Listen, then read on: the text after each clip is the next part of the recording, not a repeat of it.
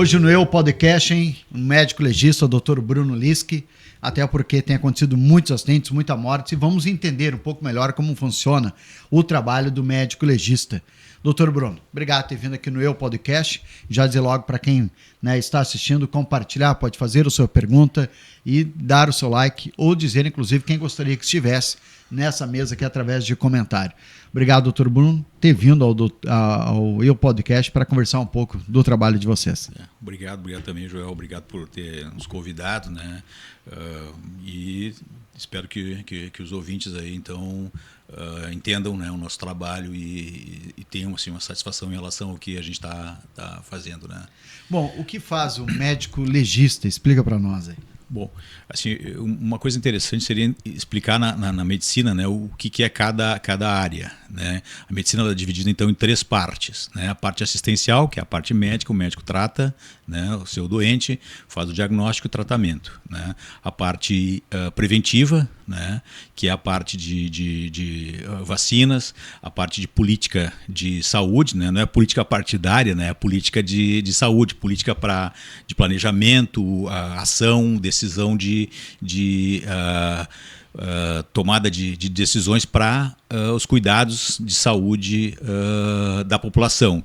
E a outra parte da medicina, então, é a perícia, né? E essa perícia, então, ela tem várias áreas. Tem a perícia criminal, que é a nossa perícia legal, né? Tem a perícia previdenciária, que é a do INSS, tem a perícia trabalhista, né? E outros tipos de perícia também administrativas que o médico pode eventualmente fazer, não como médico do paciente, né? O médico perito, ele não vai tratar, ele não vai cuidar do seu periciado. Ele tem que ser imparcial. O médico não pode tender para nenhum lado. O médico assistente, o médico que trata o doente, ele vai fazer tudo possível para resolver o problema daquele doente. Nós não vamos resolver o problema daquele cidadão, porque são 2 áreas colidindo. Então é um agressor e um agredido. Então a gente tem que fazer uma perícia imparcial, sem tender para nenhum lado. A gente não pode tender para a pessoa que está lesionada, nem para a pessoa que agrediu. Então a gente tem que fazer a perícia voltada para o exame e dizer para o juiz o que nós observamos e o que aconteceu com aquela pessoa. Bom, e não faz só necrópsia, ou seja, perito não é só pessoas que já morreram. Não. Também vivos, né? Sim, mais vivos do que mortos. Mais vivos? Sim, mais vivos do que mortos. As necrópsias são em torno de 10%. Tá? 10% dos exames são necrópsias. Chegamos a fazer um período atrás, 2.500 exames em um ano, né? Diminuiu um pouco com a questão do trânsito, né, e dos bafômetros. Eram exames que a gente fazia, exames de embriaguez, e esses exames diminuíram um pouco em função do bafômetro, né? Na época a gente fazia exame clínico, não existia o bafômetro, então nós fazíamos o exame clínico. E conforme o exame clínico, nós constatávamos que havia embriaguez ou não. Agora o bafômetro, então, ele faz essa parte. Mas eventualmente a gente pode também fazer exame de embriaguez, né? Quando há uma solicitação, né? A gente pode fazer esse exame, porque embriaguez não é só álcool. Embriaguez é qualquer tipo de substância que vai afetar o sensório da pessoa, né? Então a gente acha que embriagado é uma pessoa que está alcoolizada. Não, é diferente. Embriagado é uma pessoa que está sob efeito de algum entorpecente, que vai deixar ele fora do reflexo ideal para poder estar dirigindo e estar no trânsito. Isso, exatamente. Ele vai interferir no sensório dele e vai comprometer, então, a função, né, a atenção dele. Ele pode estar mais propenso a causar acidentes e drogas, sofrer. por exemplo. Drogas, né? Então, drogas. Né? Que muitas vezes o bafômetro não pega, mas através do perito... Exatamente. Pode ser uma forma, então, de ser constatado o que outro é mais tipo difícil, né? A gente não tem ouvido, pelo menos, falar de alguém que foi pego por uso de droga. Não, mas muitas vezes, dependendo assim da condição que a pessoa está, se ela está muito alterada, vai ter testemunhas demonstrando então que ela não está em condição de atuar naquele momento como motorista. Então isso também vai constar eventualmente num processo, Certo. E aí nem precisa passar pelo médico legista. Eventualmente não precisaria passar. Aí tem testemunhas. Aí tem, eventualmente sim. Bom, fala sobre vivos, né? Sim. Sobre agressão. Quando da Maria da Penha vocês fazem, né? Exatamente. E agressão, briga no trânsito, toda vez que tem algo judicial, ou seja, que envolve a polícia, vocês são acionados. Exato. A gente é acionado sempre quando houver crime, né? Quando há um crime a esclarecer, né? Então, um acidente de trânsito, até uma coisa interessante, assim, acidente de trânsito, na questão policial, é tratada como um homicídio, né? Não como um acidente. Para outros tipos de estatística, ela é tratada como acidente. Né? No Ministério da Saúde, por exemplo, na saúde seria um acidente, na polícia seria um homicídio. E são os mesmos tipos de exames. Né? Só para dizer que existem várias áreas envolvidas e cada uma tem seu tipo de estatística. Né? Então, uma estatística pode ser uma coisa, a outra. E as duas podem estar certas, né? Nenhuma está errada, mas assim, são coisas diferentes. Né? Então, quando ocorre então, um acidente de trânsito com lesão, né? Com sangue, com lesão, ou com algum tipo de evento que demandou então um tratamento, a pessoa é encaminhada para fazer o exame para a gente poder constatar o tipo de lesão e a gravidade da lesão e se houve sequela. Né? Qualquer tipo de agressão, tanto Maria da Penha quanto acidente de trânsito, podem levar a algum tipo de lesão. Né? Então, essa lesão é necessário ser graduada, leve, né? Grave, gravíssima e morte. Né? Então, essas são as escalas de lesões que a gente constata. Né? Autolesão também passa por vocês, não? E se passa, que momentos? Autolesão, um dos casos de autolesão são suicídios. Né, que a gente também, eu lembrei agora, suicídio é um caso que a gente avalia. Né? Outros casos seriam de autoagressões, que a pessoa então simula, né, uma agressão e tenta inferir que uma outra pessoa agrediu ela. Isso a gente também, muitas vezes é possível fazer esse tipo de avaliação observando a lesão. Só pela lesão consegue ver isso? Observando a lesão, a gente consegue muitas vezes ver a lesão, mais o histórico, mais outros exames, a gente consegue fechar um diagnóstico. Né? Por exemplo, se a lesão foi num sentido ou se foi no outro, se a agressão foi, qual é a primeira lesão, a segunda lesão, a terceira lesão. Muitas vezes uma lesão está sobreposta à outra, então tu consegue fazer o histórico, né, dessa lesão, vendo qual veio primeiro, qual veio por último, né, e em qual sentido que foi essa lesão. Tiro, por exemplo, é uma forma de a gente ver, né, se veio de trás para frente, de frente para trás, né, de cima para baixo. Então, com isso, a gente pode tentar fechar o diagnóstico para ver se foi homicídio, suicídio ou acidente. Lembra de um caso específico que todo mundo pensava ser de alguma maneira e, de repente, lá com vocês, né, com o conjunto da ciência, opa, não foi, alguma coisa está errada, não está batendo. Porque acontece muito, né? Às vezes a população vai para um lado e de repente tem um desfecho completamente diferente. Sim, muitas vezes a gente recebe, né, um caso que no histórico, né, diz uma coisa, né, já foi feita uma avaliação prévia, existe perícias anteriores às necrópsias, por exemplo, existe um perito criminal que vai no local fazer o levantamento para ver o que aconteceu. Esse exame nós também usamos, a gente também usa essa avaliação do local. E com o nosso exame a gente tenta então fechar os diagnósticos. Né? Eventualmente já aconteceu, né, algumas vezes. Né? Eu recordo de 2 vezes que aconteceram mortes, né, que vieram como se fossem morte por intoxicação ou overdose, né, ou infarto mesmo. E depois a gente vai examinando, a gente observa sinais de asfixia, né, sinais de causa externa. Né? Então, sinais de que a pessoa não teve uma morte natural, mas uma morte provocada. Né? Então, tu vai examinando, né? E conforme tu vai fazendo o exame, tu vai procurando a origem da lesão, onde é que começou. né? E muitas vezes, né, caso de sufocação, é um caso típico, não aparece ao primeiro momento, né, uma sufocação, tu não enxerga nenhum sinal, mas fazendo um exame interno, né, a gente observa sinais típicos de asfixia, né? E aí a gente vai então procurando demais sinais até fechar o diagnóstico, como qualquer médico faz diagnóstico de tratamento de seu paciente, né? O senhor falava agora há pouco, doutor, de que aconteceu uma situação de que um cidadão estava tendo uma relação sexual e morreu. Sim. E aí veio para vocês, olha, ele teve um infarto. Sim. E não foi assim, né? Como é que o senhor descobriu que não era um infarto?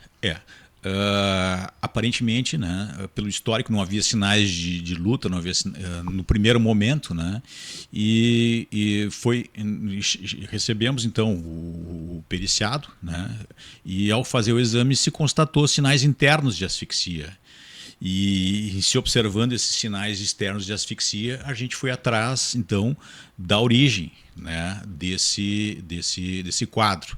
E aí se observou, então, com maior detalhe, se observou sinais de compressão na face, né, no nariz, na face, junto ao lábio, né, junto ao queixo, né, e internamente tinha também infiltrados sanguíneos, né. Então esses sinais fecharam, né, com um quadro de sufocação, que externamente não tinha muitos detalhes, né? Por que não aparecia externamente? Usaram um travesseiro, alguma outra coisa? Não, ou pela coloração? Pela coloração que ficou no rosto, né? Então confundia com a equimose. Existem assim, sinais que ocorrem enquanto a pessoa está viva, né? Até essa pessoa foi submetida depois à cardioversão, né? Ela foi atendida, e na cardioversão ficaram sinais que não aparentavam sinais de que ela estava mais viva, né? Porque quando a pessoa morre, ela não tem mais não tem mais circulação sanguínea e não tem mais as células do sangue que fazem aquele roxo, aquela batida. O hematoma. O hematoma, né? Equimose, hematoma. Não aparece mais, né? Então fica uma coloração diferente. Até uma questão assim, falando, né, agora, mais uma coisa mais assim, quando a gente abre, né, quando a gente faz o corte, não sangra, né? Diferente da pessoa viva. Quando tu corta, a pessoa está viva, sangra. Mas no cadáver ele não sangra. Não, né? sangra? Não, porque não tem mais o coração bombeando, o sangue parou, né? O sangue parou, né? Então não há mais então essa infiltração, essa corrente sanguínea atuando, né? Então é uma diferenciação. Então são sinais que a gente observa, sinais em vivo e sinais pós-morte, né? Que são importantes de observar para muitas vezes tu vê um sinal que tu acha que a pessoa foi agredida ali, não, essa lesão já não, a pessoa não estava mais viva quando apareceu aquele sinal, ou a pessoa estava viva quando aquele sinal foi realizado, né? Quando aquele sinal, quando aquela agressão foi atuada, né? E a pessoa já, quando não está viva, está morta, o senhor abre, até porque precisa fazer o exame, mas a pessoa sangra ainda, acaba escorrendo sangue fora, não fica coagulado? O sangue, depende do tipo, depende do tipo de morte. Muitas vezes o sangue ele fica mais líquido. Uma morte mais rápida, o sangue fica mais líquido. Uma morte mais agônica, né, mais demorada, o sangue coagula. Né? Tem essa diferença, tá? Que a gente pode observar muitas vezes. Mas assim, o que eu digo é que, claro, se tu abrir um vaso, vai escorrer, né? Mas se tu cortar a pele, não vai sangrar, né? Então, são sinais que a gente vai observando e vai constatando, né, e vai tentando chegar a um denominador, né? Por trauma, imagino eu que seja Sim. até mais fácil. Olha, teve um trauma, acidente de moto. Isso. Nós tivemos agora, em 9 dias, 11 acidentes, né? 11 necrópsias. 11 necrópsias. Sim. Destes, quantos eram de moto? Nós tivemos, então, 11 necrópsias em 9 dias, né? 8 acidentes de trânsito, 8 acidentes de trânsito desses 11, e 4 envolveram motociclistas, né? Uma questão que a gente tem observado na cidade, qualquer um que vai observar agora vai ver que o pessoal está correndo mais. Se for observar aqui na frente, né, vocês vão ver que o pessoal costuma correr além do que é permitido, né? Por exemplo, no nosso trabalho lá, nós estamos localizados lá junto à Capela Mortuária, próxima à rodoviária, né? Essa semana teve um acidente lá com capotamento, né, de um veículo grande, né, de um caminhão, né?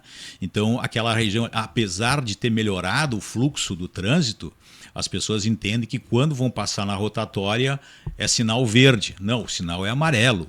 Né? Foi retirada a sinaleira, tiraram a sinaleira, mas o sinal é amarelo, é atenção, né? Não é fluxo livre ali, e as pessoas então as pessoas descem com muita velocidade, né? Além de ter pedestre ali, né? Além de ter muito movimento de pedestre por ali, né? Então aquela área ali é uma área que o motorista tem que ter maior atenção, né? Ele ganhou no tempo, né? Não tem mais filas, mas ele tem que agora pensar que não precisa correr tanto, porque ele já ganhou o tempo que ele iria perder parando, né, no sinal vermelho. E a grande maioria dos acidentes com motos são com motos pequenas, né? Motos que perímetro urbano, né? Não anda tão rápido, mas anda rápido para um perímetro urbano, né? Exatamente. O perímetro urbano tem que ter um maior cuidado, né? Além do que a moto muitas vezes é um veículo menor, muitas vezes é difícil de visualização. O motorista, né? O motorista do carro tem que também ter atenção para com o motoqueiro e vice-versa, né? E o motoqueiro também tem que respeitar o pedestre, né? O senhor diz que trauma, imagino eu, leigo, que é mais fácil identificar a causa-mortes, né? Quando é trauma. Sim. Agora, quando é envenenamento, por exemplo, como é que se identifica alguém que foi envenenado? Bom, envenenamento tem alguns sinais, né, que são típicos de envenenamento. Até foi interessante, algum tempo atrás, assim, a primeira vez que eu peguei um envenenamento, peguei um caso, foi difícil de fazer o diagnóstico. A gente observou que tinha alterações, né? Por exemplo, o sangue ficava com coloração mais cor de chocolate, tinha uma corrugação de intestino e o tecido ficava mais vermelho, né? A musculatura ficava bem vermelha, mais vermelha do que o normal, né? Então, a primeira vez que eu peguei esse caso, eu não tinha ideia, mas depois que eu fui vendo, era um tipo de intoxicação, né? Uma intoxicação por uma substância que utilizam em embutidos. Né? No caso foi um suicídio, né? A pessoa tomou aquele veneno, né? Nitrito, né? Que era um material usado em embutidos, né? E depois eu tive a oportunidade de ver outros casos, né? Então, quando eu já via, então já facilita. Primeira vez que tu vê, pode ter dificuldade, mas depois, dependendo do caso de intoxicação, né? Não é para um órgão específico que acaba sendo alterado, ou depende também do tipo de veneno? Depende do tipo de veneno, né? Então, são venenos assim que em época são mais utilizados, né? Antigamente usava-se venenos o pessoal usava chumbinho antigamente. Sim, chumbinho. Né? Tinha muita lavoura também. Depois nunca mais se ouviu, né? Porque também diminui. Mas as coisas vão mudando, né? Mas muitas vezes os sinais que a gente observa, a gente pode pensar numa intoxicação, aí tu faz a dosagem toxicológica, coleta o material, manda para o laboratório. A gente tem um laboratório no estado, né, que faz essa dosagem de tóxicos, né, de álcool tóxicos, né, e aí depois tu consegue fechar o diagnóstico. E mesmo medicamentos lícitos, né? Então é feita a dosagem, muitas vezes se suspeita de ingestão de um medicamento que é prescrito, um medicamento que é legal. Muito acima do indicado, do recomendado. Acima do indicado, causa transtornos, pode levar à morte. E se faz a dosagem também desses tipos de medicamentos controlados que podem causar intoxicação. E quando é overdose? Existe uma causa que, olha, esse que morreu de overdose, acontece uma coisa no corpo humano que dá para ver depois pós-morte, não? Sim, no caso da overdose, há alterações, né, internas nos órgãos, que nem esse tipo que eu te falei, né, o uso excessivo de um determinado tipo de tóxico vai causar uma coloração uma coloração diferente, né? Alguns tipos de tóxicos deixam o sangue mais coloração violeta, né? Então, conforme o que vai aparecendo, né, a gente vai pensando no tipo de tóxico que pode cocaína, por exemplo. ter sido, né? Alguns tipos de tóxicos eles causam alterações tipo arritmia, né? Paradas cardíacas, arritmia, o coração começa a acelerar e ele perde, então, ele há uma descarga no coração que causa uma parada cardíaca.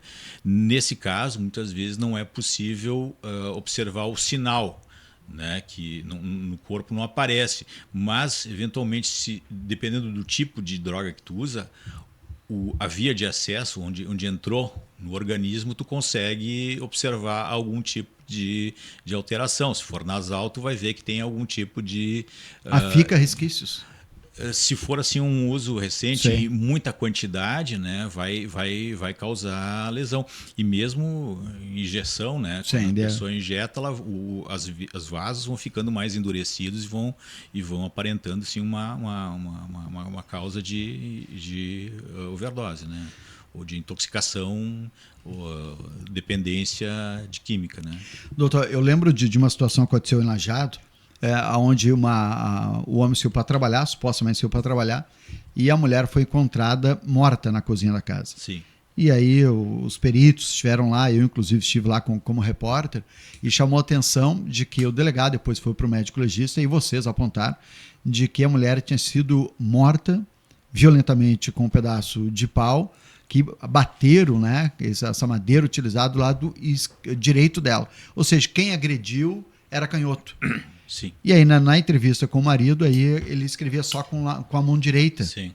Até que saíram todos da sala e para os câmeras, né? Sim, sim. Aí, não, ele é canhoto, ou seja, aí ele foi que sim. fez uma... Isso acontece muito, essa junção do médico legista, do perito e a polícia, né? Sim, esse trabalho de integração com a polícia é importante, né?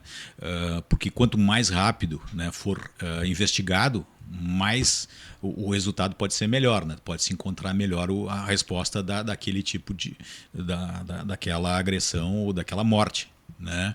Então é importante a gente trocar informação com a polícia, né?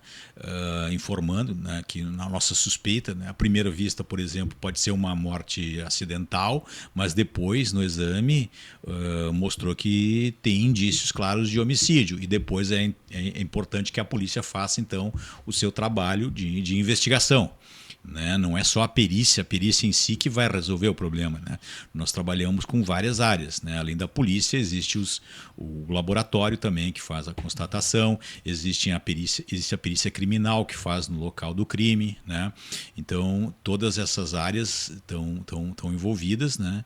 E é importante que haja então assim, uma organização e uma troca de informação com essas áreas para agilizar e para tentar, né, resolver o caso, né? Bom, já que o senhor falou em cooperação, nós tivemos uma grande cooperação nas duas últimas. Foram 10 enchentes em um pouco mais de um ano. Sim. Né? E 3 grandes enchentes. Né? Houve muitos mortos, né, aqui no Vale do Taquari, e vocês tiveram muito trabalho, mas não trabalharam sozinhos, né? Também vocês tiveram um apoio de médicos, peritos, pessoas que vieram de outras regiões, se não me engano, até de fora do estado, né, doutor? Sim, vieram pessoas de fora do estado, né, nos auxiliar.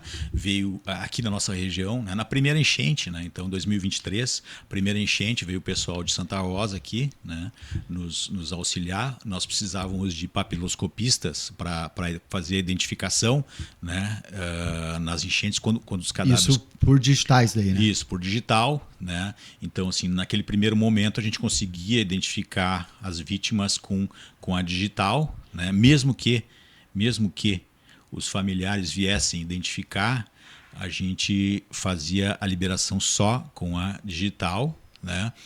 Porque acontecia casos de os familiares reconhecerem, né? A pessoa depois que morre, ela modifica. Tá? Ela modifica. Né? Então, e a pessoa está afetada, muitas vezes, né? Está com o seu ente querido ali. Se ela vai identificar, não é a identificação dela que vai Não fazer. é dela. Esse aqui é meu familiar. Não. A gente faz a identificação pela digital. Né? Porque precisa uma comprovação técnica para isso. Isso. Tá? Então faz a identificação pela digital e em seguida então libera. Né? Aconteceu assim nesse período de 2023, né? Que foi o primeiro momento de aprendizado para nós, né? Até então a gente não tinha tido um desastre assim tão expressivo, né? Então aquilo lá foi o nosso treino.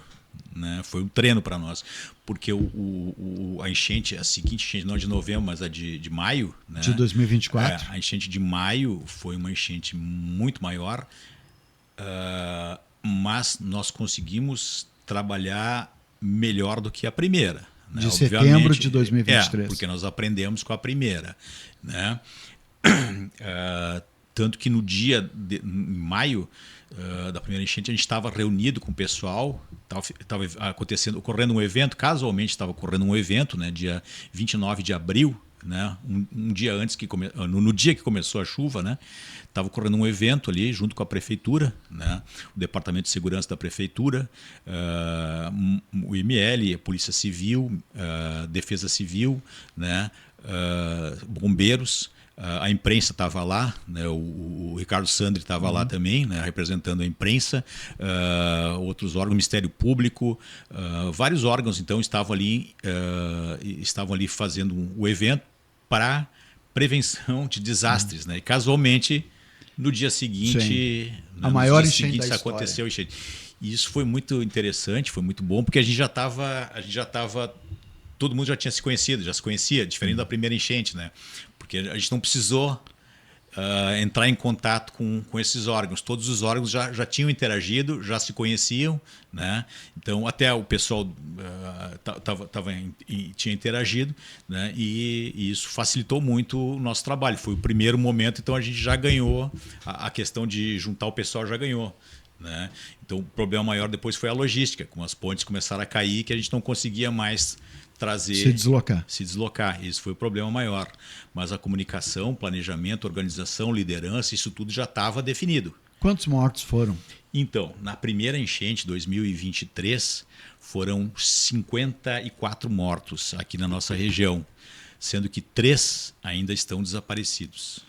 3 desaparecidos, de 54. De 54, 3, né? Quer dizer, 54 foram identificados. Desculpa, 54 foram identificados, né? 54 identificados, 3 continuam desaparecidos. Tá? Um corpo foi identificado agora, foi localizado. Um corpo foi localizado em janeiro de 2024 e foi identificado agora há pouco, porque nós não tínhamos ainda familiares para confrontar o exame. No segundo momento, quando a gente não tem, como demorou, né, a morte ocorreu em setembro e a localização foi em janeiro, não tinha mais digital. Né? Então foi feito o DNA.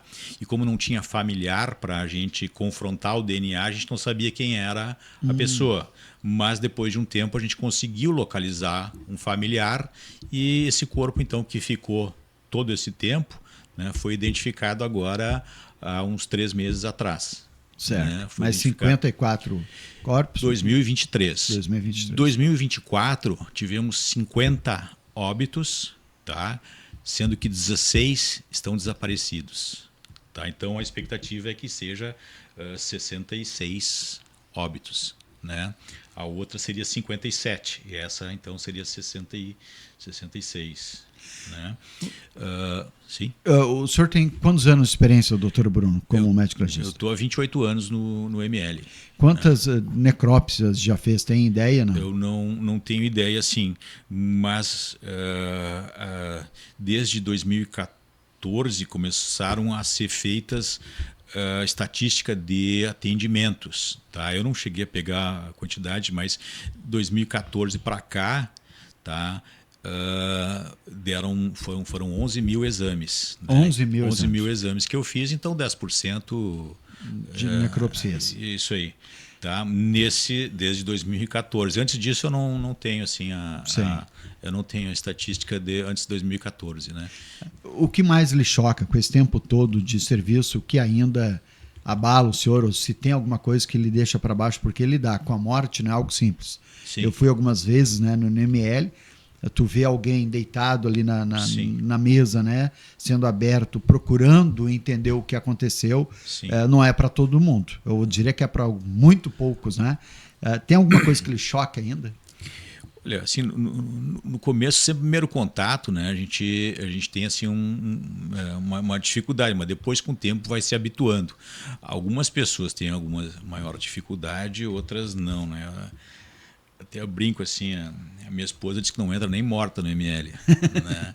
Então, dependendo, né, das pessoas, né? Então, cada um tem assim um tipo de comportamento, de sentimento e consegue se controlar. O meu irmão, né, tinha uma curiosidade muito grande de conhecer o IML.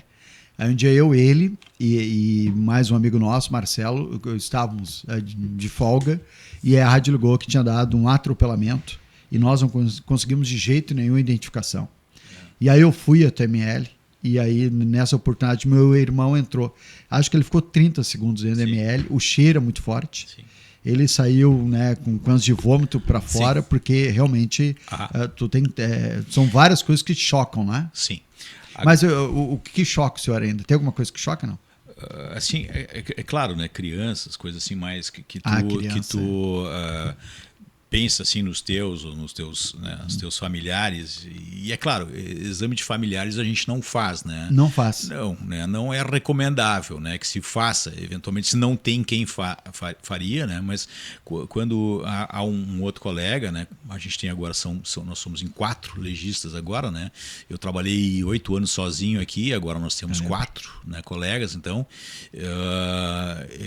que também atuam aqui na regional, né? O doutor Diego Gergen, a doutora Marjana Piana e o doutor Carlos Fremen são colegas, né, que estão atendendo aqui, né? Além disso, a gente tem os técnicos, né? O Gilberto Marmit Coca, né? A Zilar, né? Marmit e o Luciano Pires, que são os técnicos de necrópsias. E assim a gente tem conseguido, né, então fazer dar o andamento e atender assim as nossas requisições agora que com efetivo maior. O efetivo maior, mas ainda a gente precisaria, né, de mais técnicos, né, porque nós estamos em via de aposentadoria de 2 técnicos, né, então a gente precisaria que... Azelar e o Coca, né, provavelmente. Precisaria então repor, né, e às vezes é complicado repor, né, depende de concurso público, depende então dessa questão de... Nós somos vinculados à Secretaria de Segurança, né, então ficamos nessa dependência, né, de novos profissionais que quando saem, né, quando algum profissional sai. Né? Certo. Doutor, teria alguma coisa que gostaria ainda de salientar dessa tua área que, olha, são para poucos e tem muito trabalho, infelizmente tem muito trabalho, porque toda vez que acontece um crime ou precisa de uma investigação, vocês são acionados. Né? Uma coisa importante, uma coisa que a gente aprendeu muito nessa enchente foram as informações, né? A fidedignidade das informações, né? As informações se são fake ou se são fatos. E esse problema eu acho que é contornado quando a gente fala com as pessoas que são as pessoas voltadas então à informação, os jornalistas sérios, né? As pessoas então que estão aí para trazer a informação e para comprovar, né, os fatos. Nós passamos por dois episódios ali onde foram usadas nossas imagens como se tivessem 1000 corpos sendo estocados ali num container, né? Então é importante, né, o ouvinte, a pessoa que está ouvindo agora no momento, ir atrás da da verdade, da informação correta. Com veículos, né? Com veículo que tem CNPJ, que tem anos de estrada. Isso, veículos conhecidos e com quem você pode falar no dia a dia, quem você conhece, quem está lá. Né? Não pode acreditar numa pessoa que você nunca viu, que deu uma informação ali assim, né? Que muitas vezes aquela pessoa está dando uma informação não para ajudar, mas para ganhar seguidores, sei lá, para aparecer na internet. Algum outro tipo de consideração que não é a busca da verdade. Né? Eu até diria assim, tudo bem, pode fazer isso assim, mas replicar informação, isso não se deve fazer. Olha, assiste, deu. Né? Então, se aquele órgão ali não é confiável, né, ou não é conhecido, né? Pelo menos do vídeo, né? Será que é mesmo assim? Procure informação. Não replique informação que não vai ajudar, porque muita coisa atrapalhou, né? Nesse sentido, assim, o que mais atrapalhou na primeira enchente, assim, o que mais atrapalhou foram informações desencontradas. Então, nós estávamos em busca, né, dos corpos, enfim, e vinha muita informação desencontrada. Né? O pessoal chegava lá no local e não era nada. Né? Naquele primeiro momento não tinha problema de estradas, a gente conseguia deslocar, mas muitas vezes a pessoa ia lá e não tinha nada. Na segunda enchente a gente passou a ter uma visão diferente. Nós somente íamos lá buscar se tivesse alguém confiável na região.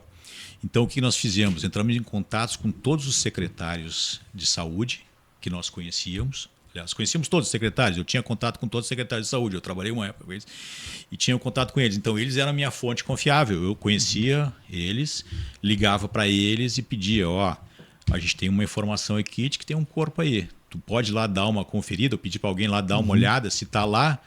Tá? Aí ia lá, citava, a gente. Né? Teutônia, por exemplo, era um município que a gente tinha muita informação que ia lá, que teria muita coisa lá, mas a gente. E houve muita confusão, porque principalmente na segunda enchente houve corpos de animais, né? Sim. Vacas, cavalos, porcos, e o pessoal confundia com uma alçada humana. Não era. Né? Nós recebemos assim, e até a gente trabalhou assim quase como veterinários, né? Eu estava até pedindo assessoria para os colegas, né? Os amigos veterinários que eu conheço, porque a gente recebia, né? Muita carcaça. Sim, né? sim. Então, mas a gente conseguiu, recebemos algumas carcaças, sim, mas a gente conseguiu resolver essa questão aí só com a parte anatômica, não precisou fazer. Que é diferente, né? Exatamente. Doutor Bruno, sim, obrigado, viu? O Eu Podcast, a gente sempre à disposição, se tiver alguma informação importante para passar, né? Canal aberto para vocês. Certo. Não, tranquilo, valeu. Obrigado pelo convite aqui, né? Então, a gente está à disposição no que for possível, né? O nosso serviço não é um serviço assim aberto, né? Mas nós estamos assim abertos, se quiserem passar lá, falar conosco para tirar alguma dúvida, alguma questão, né? Que nós possamos resolver, não tem problema, né? É um órgão público, tá? Então ele tem que atender, né? ao seu sua função, né? A sua função, né? Então a gente está à disposição, né? As pessoas conhecem, quem conhece o nosso serviço sabe como nós estamos à disposição e a gente procura então fazer o melhor para atender assim essas demandas, né? E eu acho que até hoje não houve assim nenhum problema maior em relação a críticas, né, do nosso trabalho. Eu acho que a gente está conseguindo atender, né? Então se fala pouco no nosso serviço é sinal que está funcionando. É verdade. Ex-doutor Bruno Linsky, ele que é médico legista, 28 anos atuando nessa área, explicando um pouco para nós como é que funciona, né, essa área tão demandada, infelizmente tem sido, principalmente nas enchentes, mais de 100 corpos, muito serviço para tentar esclarecer muita situação. Compartilhe, deixe seu comentário, se inscreva no canal e a gente volta na semana que vem com mais alguém sentado aí nas cadeiras conversando no Eu Podcast.